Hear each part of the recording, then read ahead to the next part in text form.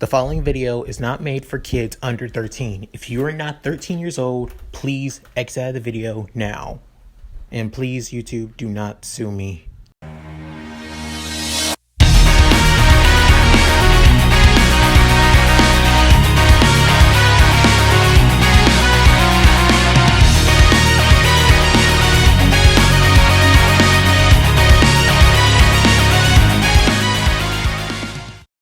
Hey guys, it's your boy, Mooky, and today I'm giving you another part of What If Izuku Had Ludger Kresnik's Powers. This is part 2. In the last part, Izuku met All Might and also told him that he will become a hero no matter what, with him awakening his quirk being the same as his brothers, being Chromatic. With that said, let's get into this. As Julius walks into the hospital, he's with Izuku's mother, Inko, greeting her stepson with, Nova also saying hi to Julius with hearts in her eyes in a way. As Julius saying, "It's good to see you too, Nova." As saying, "Izuku, I see the pocket watch that you have from our father, it's a catalyst for our quirks.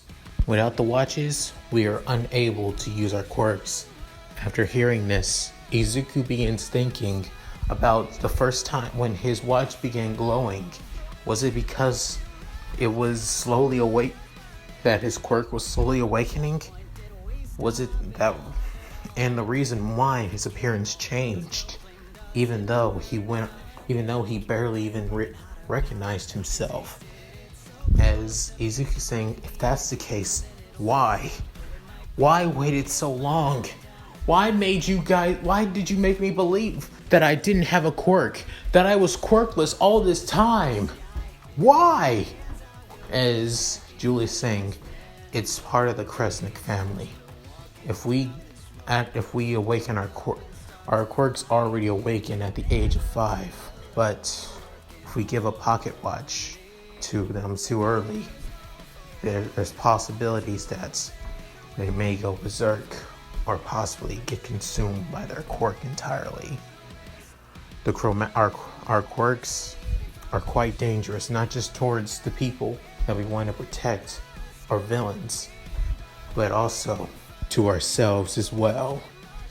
As Izuku hears the saying, "At least you should have told me. I would have understood, instead of making me feel like I was suffering. How could you?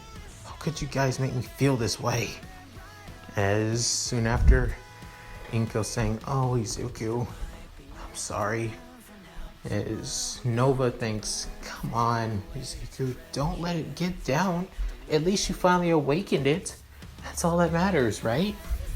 As soon after, Julius saying, "Sorry to break this up, and I know you're still recovering, Izuku, but once you get out of the hospital, which is most likely tomorrow, we'll start training after school to teach you how to properly handle and control your chromatic form. Is that understood?" As Izuku saying, "Alright, fine. I promise. I want to get stronger. I want to go to UA. And now that my quirks awaken, I have more dedication and reason to get stronger." As soon after, Julius saying, "Good. That's good to hear. Oh, I'm gonna head back to my place." As Inka saying, "Why don't you come back home, Julius? I know it's been a while since," with Julius cutting her off and saying, "Thank you for the invitation, Mother. But I'm going to be honest. I still got some work to do, so I won't be able to come over. I'm sorry. But to be honest, I would love your cooking, especially your cooking with tomatoes," alongside Izuku. As he soon gets off a smile and leaves the room. As he soon takes a deep breath, thinking, I really wish I could have their cooking. as saying he looks at a man who looks like a skeleton with blonde hair and dark blue eyes, is saying, "Care to explain why you're here, All Might?" As All Might saying, "Julius Kresnik, Izuku Kresnik. I was wondering why his last name sounds so familiar. So he's your younger brother." As Julius saying, "Yeah. And please don't tell him about me being an underground hero. I don't want Izuku knowing about that. Just tell him I'm still a businessman that ran into you a couple of times. That's all." As All Might saying, "Of course, but I'm going to have to speak to young Kresnik alone without his mother or his friend there as well." As Julie's saying, "That's going to be tough. My stepmother is quite overprotective of him. She was overprotective of me, of course. But that's any mother who would find out their son basically stopped a villain attack all on his own." As soon after Julius walks past All Might, with All Might saying, "You know, you could still leave this life. Just become a legit hero instead of an underground one."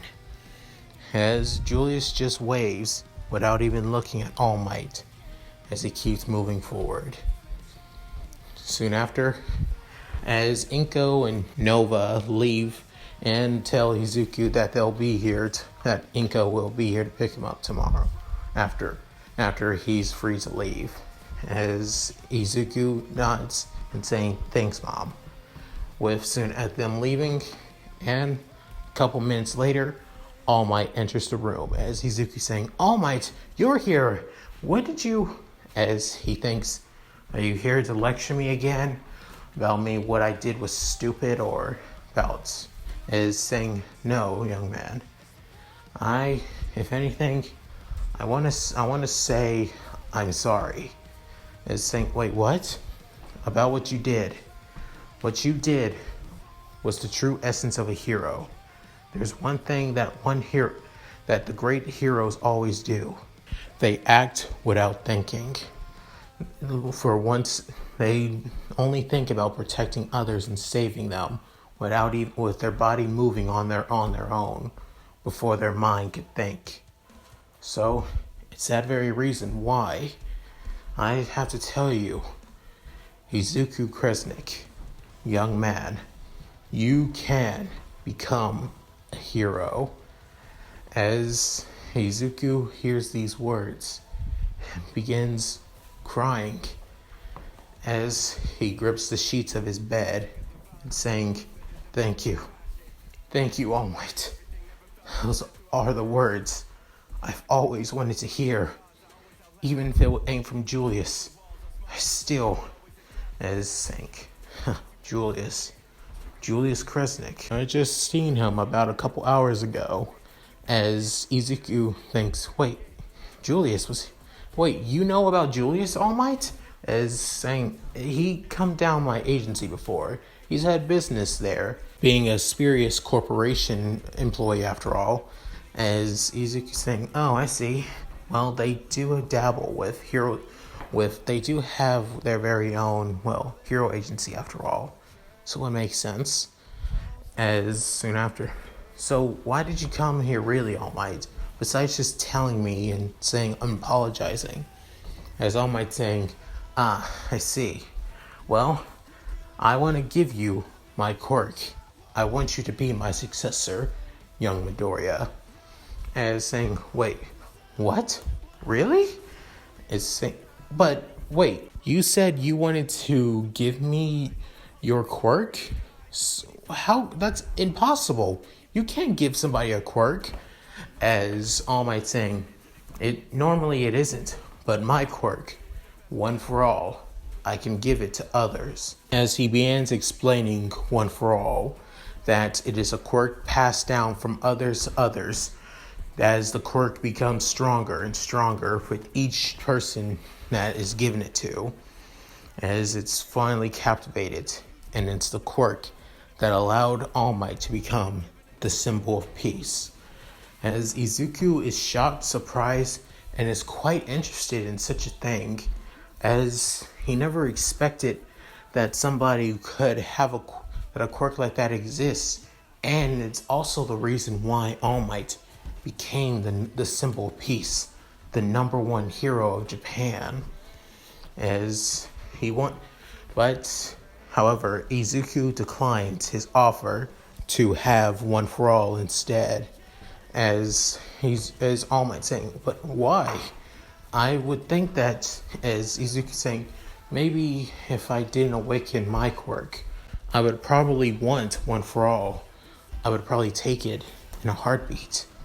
But now that I have my quirk, now that I have the same quirk as my brother and father, the Chromatic, I'm finally able to become the hero I want to be. I want to become the hero that's just like you, All Might, but also just like my brother. I know he's not a hero per se, since he's just a businessman, but he's always been the kind of person to put his family and the people he cares about first over himself. That's the kind of person I want to be. The kind of hero that puts others before myself, because the happiness of others is more important than anything.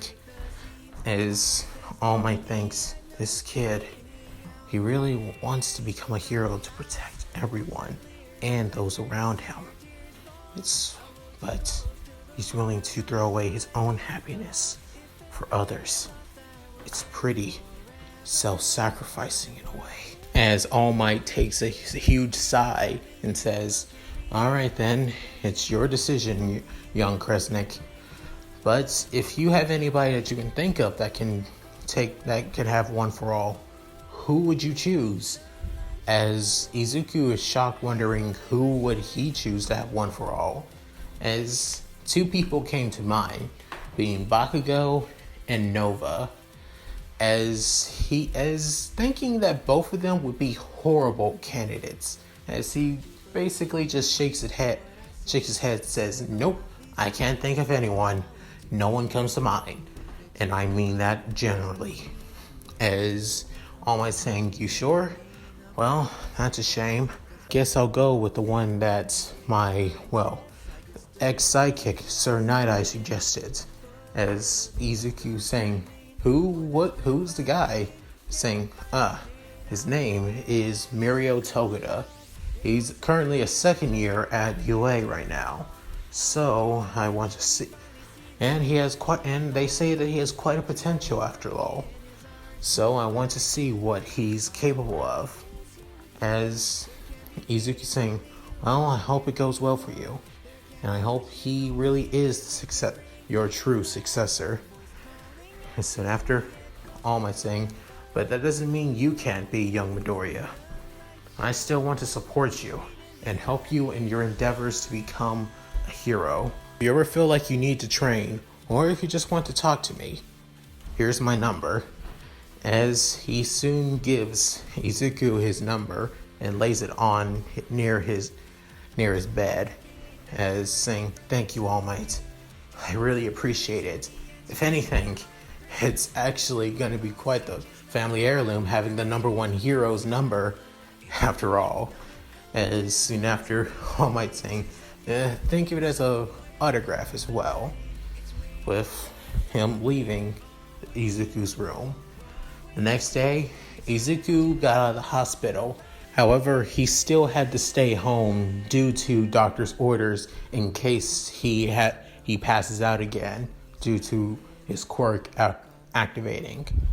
At this, Izuku just relaxed a little bit and also just looked at the news, seeing if there was any other heroes that he can write down in his hero notebook.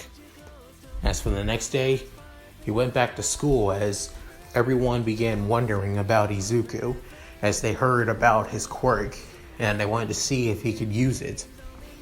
As Izuku saying that he doesn't know how he activated it just yet and probably still needs to he hasn't had much time to train with it.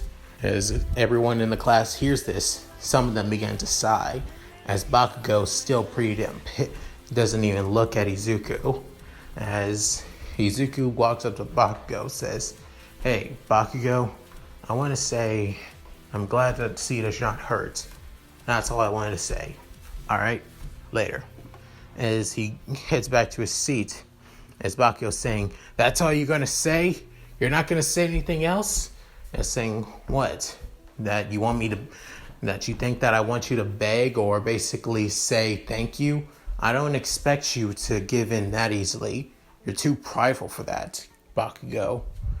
As Bakugo's saying, You think that lowly of me? Fine, I will say it. Thank you for saving my life. But it's the only thank you you're getting. And it's the only time you're ever going to get the chance to. Because I'll get stronger. Just you wait, you damn nerd." As Izuku's saying, "Sure, I look forward to it." As he sits back down. Soon after, the day goes by and Izuku begins training with Julius. With Julius helping Izuku unlock his Chromatis. As Julius shows him how to activate his Chromatis form by using his pocket, by putting both hands on his pocket watch, putting in front of him, and soon he begins to transform, with Julius' appearance soon changing as well. As Izuku tries the same thing, and his appearance began to change, as he sees that his weapon, that he doesn't have his twin blades like how Julius has his, or neither his sledgehammer or pistols as well, but that's of a spear or a lance. As Julius tells him, that's the lance of Kresnik. Only a few Kresniks in our family were able to have a Chromatis weapon in that form. Our Chromatis weapons takes the shape of our souls, of our eternal souls. For me, my twin swords are a symbol of my soul, as it's kind of similarity of me being split. As Izuku saying, "You being split? What have you got to be split about, Julius?" As Julius saying, "That's nothing you should worry about. Any rate, just focus on getting stronger. Try and focus on how to use that weapon." As Izuku saying, "Of course, I will." As over time, as they begin sparring, with Izuku wondering, it's weird. I don't know why, but I feel like I've never used a lance like this, but I feel like I've used it my entire life. Why is that? As they kept on clashing while fighting, Julius says, "You're probably thinking how you're able to use a weapon like that, even though you never have in your life, when I only taught you how to use twin swords, sledgehammers, and twin pistols. Am I right?" As Izuku nods, "It's because of the Chromatis. Like I told you, the weapon takes shape of a person's soul in your Chromatis form. And since yours is the Lance of Kresnik, you felt like you had that spear your entire life and trained with it your entire life as well." Not only that, Julius also tells Izuku that his Chromatis also unlocked his spiritual power. Basically, he can now use his soul to create to create chi-based attacks using his life force. In this form, he can not just through his Chromatis, but also in his basic form through his twin swords, sledgehammer, and pistols as well. These being called arts. Some of these arts do take on elemental properties. Not only that, Izuku even developed his own type of art, and a special art, if you may, called a mythical art. His mythical art is called the Ritual of Destruction, where he uses all three of his weapons at the same time, where he tosses his pistols in the air, slams his sledgehammer onto his enemies, moving faster than light with his twin swords, then catching both his guns and shooting an energy-based attack that locks onto his enemy and explode and cause miniature explosions at them as well. However, he does a non-lethal variant of the attack, even though it's called the Ritual of Destruction after all. Even so, he only uses it as a last resort, not as a way to, well, dominate his opponents and just to show his strength and power. Soon as the months go by, and finally he's gotten a hang of his Chromatic form, he is in front of UA, the school of his dreams, for the entrance exam. As he thinks, this is it. All the training that Julius has put me through, and everything, and not only that, I feel like I truly got a hang of my Chromatic form. Just you wait. I will become a hero, no matter what. As he walks into UA, he soon hears somebody saying, "Move it, Deku." As he looks behind him, saying, "Oh, really, Bakugo? You're just gonna start shit right now? We haven't even started the entrance exam." Saying, "Just shut the hell up. And not only that, stay out of my way. Just because you awakened your new quirk doesn't mean a damn thing to me. I'll prove that you're still beneath me. Got it?" As Bakugo walks off with Izuku saying, "He never changes. And I think it's because of that it's so annoying." As Izuku walks, he soon trips, saying, "Oh, god damn it, why now?" As soon after, he's caught, as he feels like somebody's grabbing him by the back of his shirt, and saying, "Do you really want to fall on your first day? You can't. Somebody like you, this clumsy, you have no chance of becoming a hero." As he hears this, it sounds like a girl behind him. As he looks at her, he sees a girl with red crimson eyes and blonde hair that went all the way down to her knees. As Izuku is shocked and surprised seeing a girl with intense beauty. As Izuku doesn't say anything and just stuttering with his mouth somewhat jawing down and him blushing pretty hard. As he's saying, "Look, if you can walk now, I need to get going later." As she soon lets go of Izuku, and Izuku saying, "Thank you. I really appreciate it." As she soon just smiles and just waves. Soon after, Izuku saying, I wonder if she's going to be taking the exam for the hero course as well. Even so, I won't go down so easily." Soon after, he heads inside, where there he sees President Mike as he begins fanboying about seeing one of his favorite heroes, with President Mike explaining the entrance exam. First, they'll be doing a written exam, which could take them at least an hour or two to finish or so. After that, the most important part of the exam being the practical exam. They'll be during this part. They'll be fighting against multiple robots, 3 in fact. From the first one ranging from 1 point, the second one ranging from 2 points, and the third one being 3 points. The one with the highest points, before time runs out, will become part of Class 1A and Class 1B.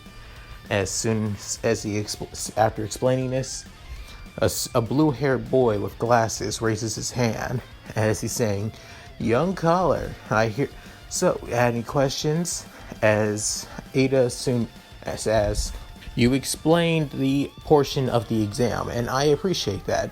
However, I see on the monitor there's 4 robots, not 3. Even on the sheet, it only says 3. If this is a gravest error, Why keep it from us, after all? And as soon after, he looks at Izuku and says, You've been muttering this entire time. If you can't take this seriously, then leave.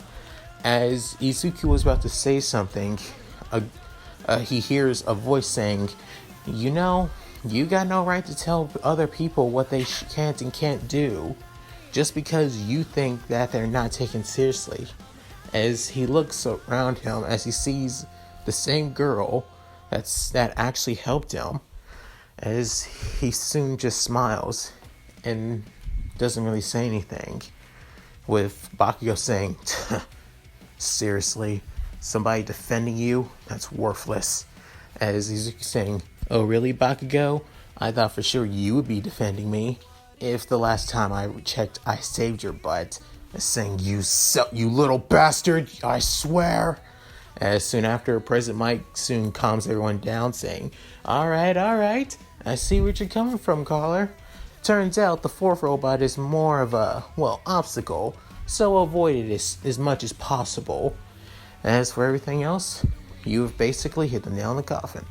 So, with that said, get ready for the written exam, and I hope you're ready for the most important exam of your lives.